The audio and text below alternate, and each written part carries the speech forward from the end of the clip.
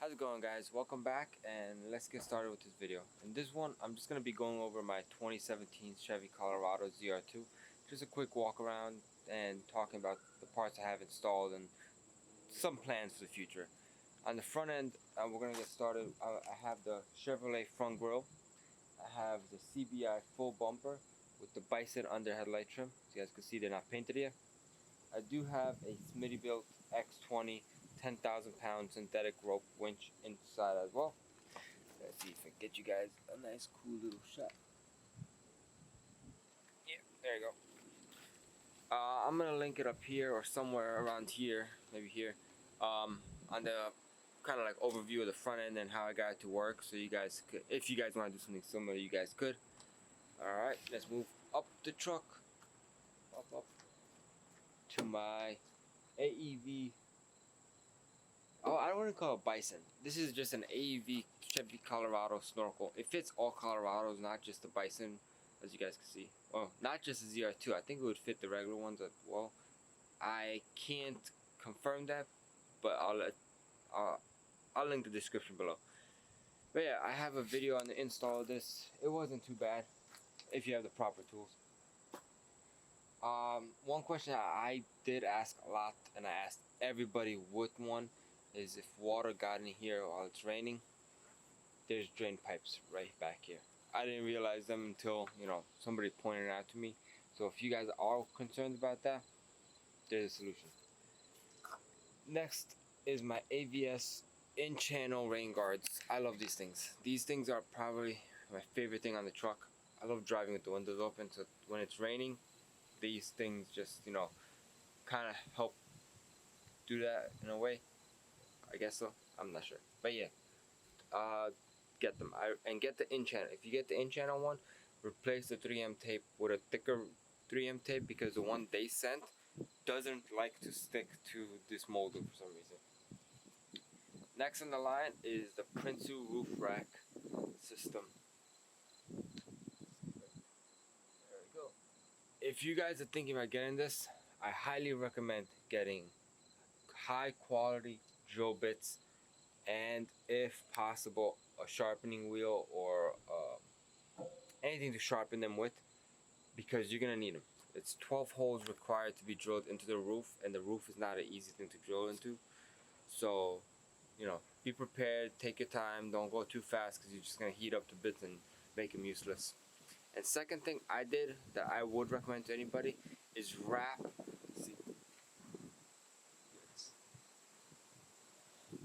I did a shitty job at it. I was in a rush and I wrapped it on my 500 system. Wrap the roof. I don't want to be cleaning in between the channels or whatever they're called.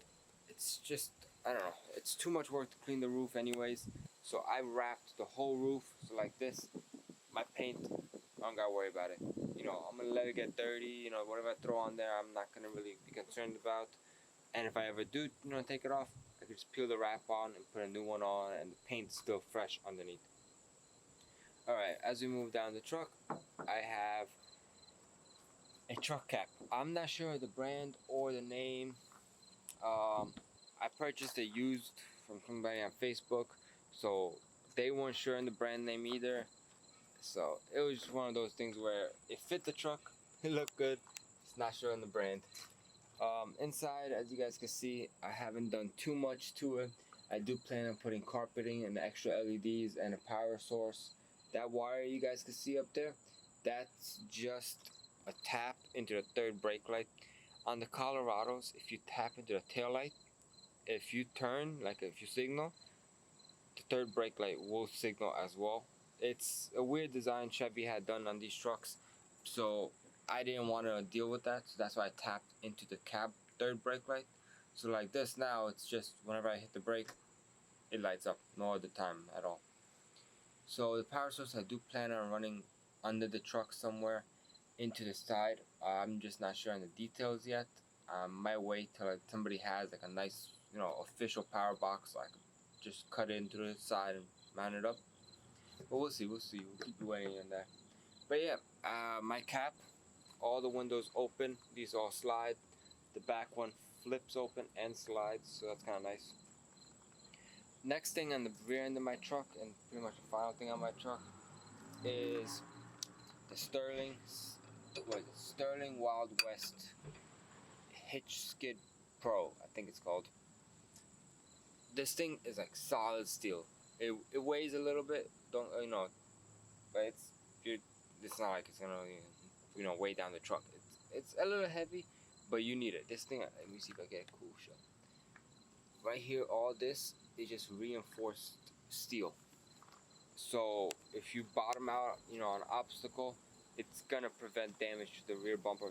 But yeah, because I live in New York City, that thing's extremely useful. If somebody ever rear ends me, they're gonna be, sliced wide open and minimal damage to my truck. So that's the main reason I got it. Of course, it's for off-road use as well, but with me being in New York City, I know how people are here. So that's like a safety precaution for the back of my truck. I'm just gonna do a quick walk around so you guys can see it better.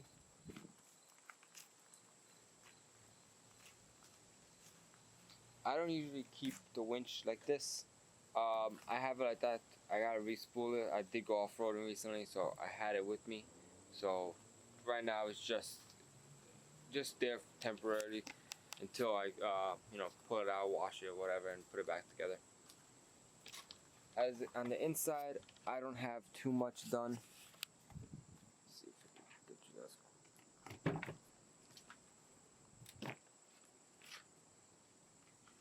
It's all pretty much stock. I do have this cool little patch. I'm gonna link his channel below. Pretty cool guy, check him out.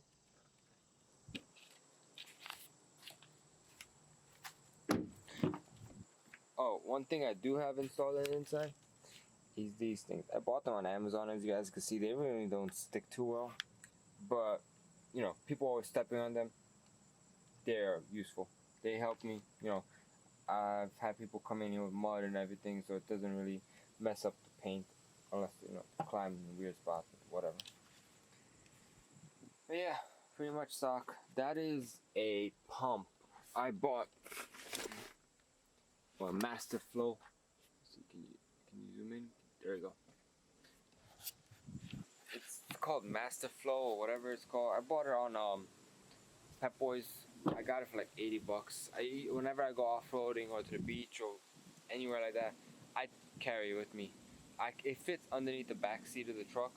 I just put it there because I was inflating some tires yesterday. Too lazy to put it back. But yeah, let's see if I can find the link below for that one. It's useful. It's not as, like down the road I do plan going with an ARB engine bay compressor setup, keep it nice and clean and permanent. That's good for now. It just, sometimes it could be a little pain in the ass to set up, and especially if once it gets hot, that you don't want to be touching, the terminal connectors and all that. So that's just temporarily until I get the ARB set up. But yeah, that's pretty much the overview of my truck. If you guys want to see more videos about my truck, or any parts on this truck that I don't already have videos of, leave them in the comments below. I'll get to them as quick as I can. Next video I do have planned is for Datin Fab skid plate install. That one I'm probably putting out sometime at the end of the weekend. But yeah, if you guys want to see more videos, just give me a thumbs up on this one and subscribe, and I'll try and keep you guys updated as much as I can on the truck and the process of selling the Camaro. I might be doing a full well, I don't even know what to call it. I'm just going to be going in details of why I sold it, how much I sold it for, and what's the next plan for me with with other cars besides the truck. So if you guys want to see more about that, subscribe below, and I'll try and get them out as soon as I can. Thank you, and I'll see you guys later.